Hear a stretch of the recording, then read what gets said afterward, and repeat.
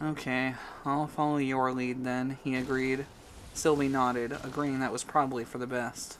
Okay, step with your outside leg first. We'll do that to try and set a good pace for the both of us, she instructed. Jacob nodded and followed orders as the pair struggled just to walk normally.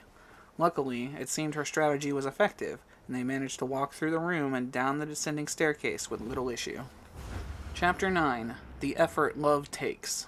The pair only tripped once on the stairs right near the end. Luckily, they were able to catch themselves on the level ground at the bottom. They had to work together to sidle through a narrow doorway, but inside they found a huge room far larger than they'd expected. It seemed to be an underground atrium of sorts, the center of which was occupied by a huge sycamore tree that had patchy, mottled bark of pale white, brown, and green flaked off in irregular patterns. It stood nearly 60 meters high and branched off into a few different trunks a couple meters from the roots, and it reached the ceiling with a few stray branches, along with having several leafy buds and spined seed pods hanging from its leafy branches. Seed pods were haphazardly strewn about the floor, and the leaves themselves were a beautiful dark green with tinges of gold and vein-like patterns dancing across their surface.